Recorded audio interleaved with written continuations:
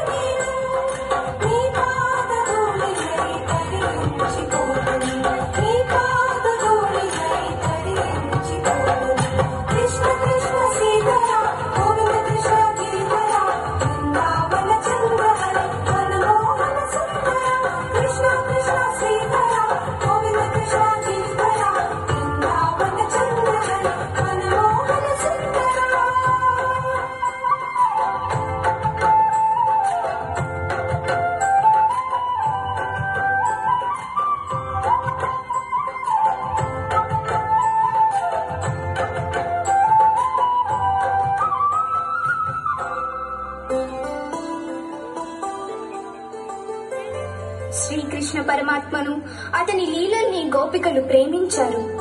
అయితే ఏ ప్రతిఫలము ఆశించి కాదు. ఆ ప్రేమలో బృందావనంలోని అణువణువున గోపాల బాలుని దర్శించారు. విశ్వప్రేమ వారిది.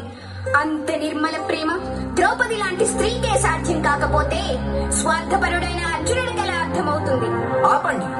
భీష్మ కర్ణాది మహారథుల్ని ఓడించిన మహావీరుడు, పరమేశ్వరుని మెప్పించి పాశుపతాన్ని వరంగా పొందిన పరాక్రమశాలి అర్జునున్నా మీరు చులకన చేసేది? అర్జునుడా మహావీరుడు? పరమాత్మ పక్కన లేకపోతే సరి, అతని పరాక్రమం ఏ పాటిదో తెలిసేది. అయినా అతని పరాక్రమంతో నాకు పని లేదు. తాను గొప్ప భక్తుడనని అతని అభిప్రాయం. అభిప్రాయం కాదు, యథార్థం. సాక్ష్యాధారాలు కూడా ఉన్నాయా అతని భక్తికి? ముకుందుడితో మైత్రే సాక్ష్యం. అది వాసుదేవుని వాత్సల్యం. అర్జునుడి అద్వితీయ భక్తి కాదా? అది అర్జునుడి అహంకారం. అహంకారికి దర్శన స్పర్శన సంభాషణలు ఎందుకు ప్రసాదిస్తాడా శ్రీహరి? అహంకారాన్ని హరించడానికి. మీరు పొరబడుతున్నారు. అర్జునుడు శ్రీకృష్ణుణ్ణి దైవంగా పూజించాడు. అహంకారపు ఆటుపోటులకు లోనైన వాడు భగవంతుణ్ణి నిర్మల భక్తితో ఎన్నడూ పూజించలేడు. ఆ సనాతన సారథిని తన సారథిగా నియమించుకోవడం, తన రథాన్ని గుర్రాలను శుభ్రం చేయించడం భక్తికి లక్షణాలా, పూజకు నిదర్శనాలా? చెప్పలేరు మీరు. యుద్ధంలో రథం నడుపుతున్నప్పుడు తన పాదాలు పరమాత్మ భుజాలపై మోపి పాదరక్షలతో కణతల నొక్కుతూ దారి చెప్పేవాడు అర్జునుడు. అతని పాదరక్షల నొక్కులకు రక్తం స్రవిస్తూ గాయాలయ్యేవి పరమాత్మకు. బ్రహ్మాది దేవతలందరికీ పూజనీయమైన శిరస్సుకి అర్జునుడిచ్చిన గౌరవం ఇది. నా ప్రభువు ప్రేమ స్వరూపుడు గనుక ఆ బాధలన్నీ ఆనందంగా అనుభవించాడు. ఒక్కనాడైనా ఈ విషయం గురించి ఆలోచించాడా అర్జునుడు? అందుకే ఆ అర్జునుణ్ణి శిక్షించి నా ధర్మం నెరవేర్చుకుంటాను. ఆగండి మహాత్మా. మీరే అర్జునుడైనట్టు బాధపడతారే? అవును మహాత్మా, నేనే అర్జునుణ్ణి. అర్జునుడివి నీవా? అవును మహాత్మా.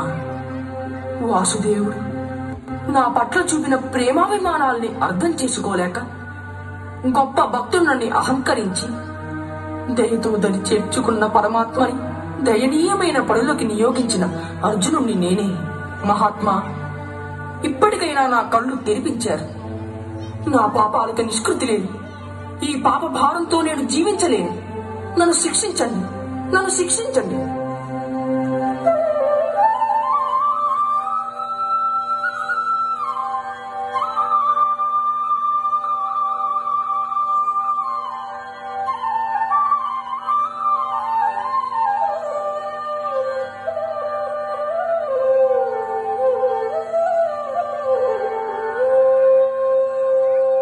కృష్ణ, నీవా?